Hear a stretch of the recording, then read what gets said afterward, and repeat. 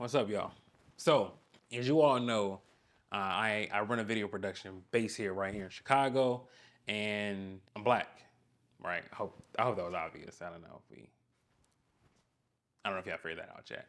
But being black, and particularly being black, a black wedding filmmaker in the wedding industry, there's a lot of stuff that I feel like people just don't talk about. People who, what I'm saying, black people in particular don't talk about because we were almost kind of like scared of getting like blackballed or not being hired by, what I'm saying, particular groups of people because we're speaking in our mind. But it's like, what I try to get people to understand is like, listen, you're black. Somebody's just not going to hire you just for that. Then, what I'm saying, is that the client that you want in the first place? And then two, whether you touch on it or not, you're still black. So at some point in time, you're still going to kind of get under that black belt being like the best black wedding videographer, the best black photographer, when other races, like we're, like in other races, well, not even other races, like with white people, they don't have to have the best white photographer or the best white videographer. They're just the best. Like even little things that go down to like using hashtag has a improper balance on black people in this industry, right? So prime example, right? This is crazy. Now, keep in mind, I shoot a lot of weddings. Like on average, so I say like in 2020,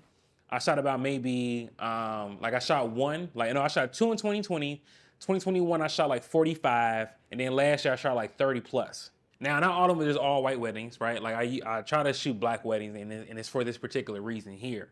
When I shoot white wedding, it's almost like a mirror to the past, right?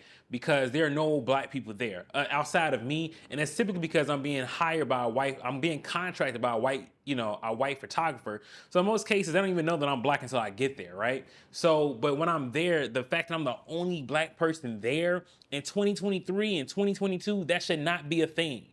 I should not be able to walk into a wedding and the only person of color that I see is me, right? Or somebody who's serving you, right? So like during cocktail hour, I'm sitting here looking at all these white people like in their Sunday's best while Latino or black people are serving them drinks, whatever, drinks and food, stuff like that. And I'm not saying there's no white servers, but what I am saying is, and I hope you're getting this point here, what I am saying is this should not be a thing. Like there's no way in 2023, 2022, you're telling me that you don't know a single black person to invite to your wedding, right?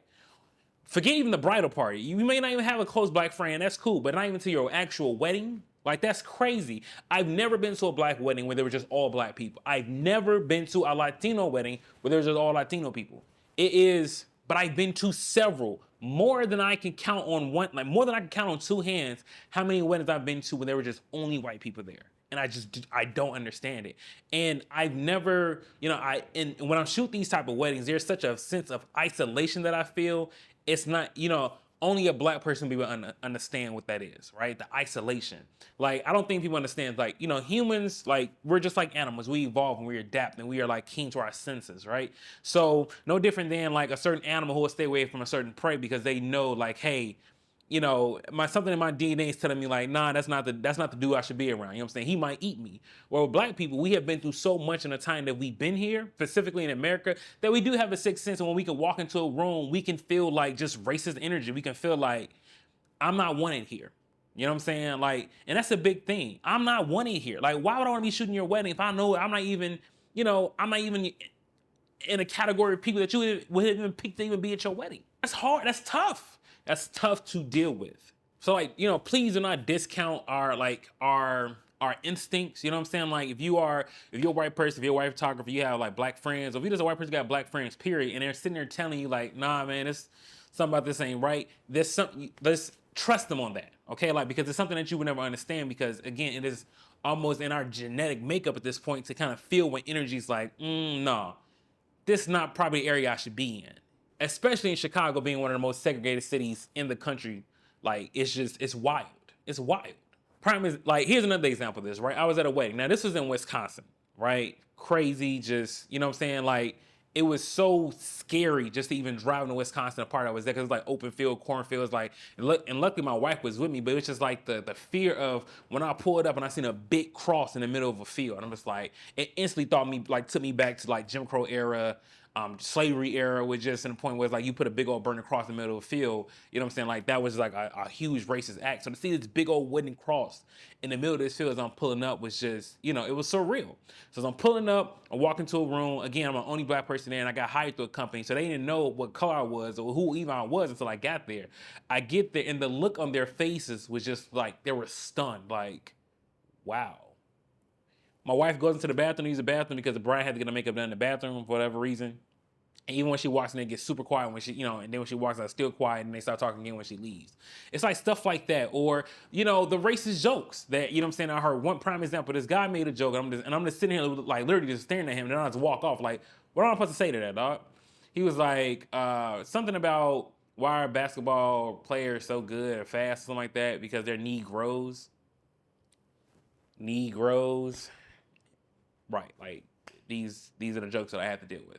Problem with the wedding industry and just like all things, it is ingrained in America to still be like it's just a racist country. It just is what it is. Like another example of being black in the wedding industry is just the fact that if I'm the lead on a wedding and let's just say I have a white second, people instantly think the white second is the lead or like they're the person they should be talking to. Like I kid you not, I would have somebody literally walk up to my second shooter, right? And start asking them questions, not even acknowledging that I exist, not even acknowledging that I'm even there, and directing all the questions to that person, to my second, then they be like, yeah, you probably should talk to him. He's the first, he's the lead on this.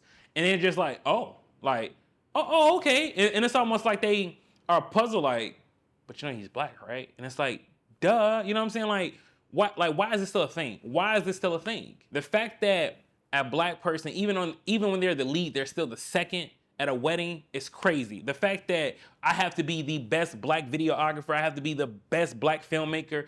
You tell me, you name me a category where a white person has to be, like, just imagine you searching through Instagram, and you're looking up white female photographer, white male photographer, white best photographer, white owned businesses. Like you're not gonna see that, right? Because they don't have to do all that to stand out in a crowd versus we do. Like to kind of put this into perspective for you, right?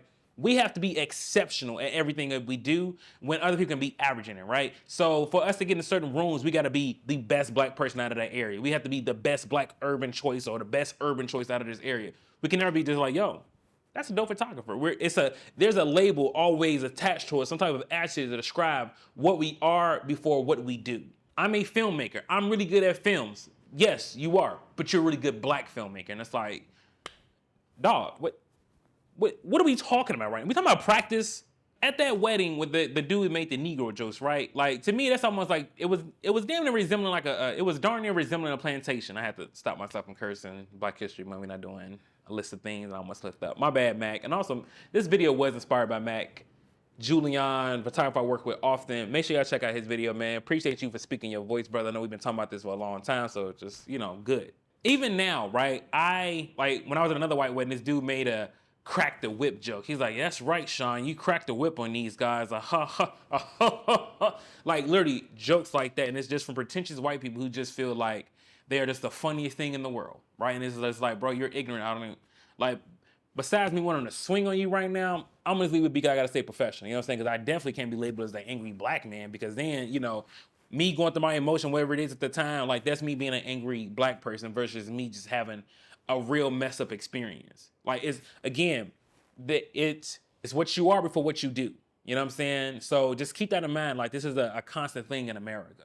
This is a constant thing in the wedding industry. And don't get me wrong, I have no problem. Honestly, if I have to be real, I don't have an issue with being labeled quote unquote like the black person, the black photographer, because like if my people are the only people who want to service me, then it just is what it is. Like, you know what I'm saying? Luckily I have, friends who obviously are not black, right? So I definitely work with them. So, they will understand this. And the thing is, they will understand this video and not get upset about it or take it personally because they've been with me and they know I'm not making this up. And they also know what type of person that I am. You know what I mean? Like, I guarantee you, like, in a prime example is my other friends who are photographers, who are videographers, who are white, they never are sitting here talking to me or when they're around other people or when they introduce me to other people, they're never like, hey, he's the coldest black filmmaker I've ever worked with. It's always, yo, this is the best filmmaker I've ever worked with, right? I just wish more people had that point of view. And before you sit there and be like, man, this video is, as some of you all say in different countries, rubbish, a load of caca, you know what I'm saying, a load of sugar honey iced tea, ask yourself this, right? And I'm gonna leave you off with the video with this. Ask yourself this. There is almost a culture, if you will, and it's not new, it's not sacred, it's not being hidden, but there's almost a culture of getting married on a plantation where people have died, been hanged from, assaulted physically, in all ways you're gonna matter. I don't want to say the R word on YouTube, but there's a culture of getting married. Well, one of my ancestors was hung from a tree at. You name me one person who's getting married somewhere in the US, or if it was somewhere in the US where the Holocaust took place at a concentration camp.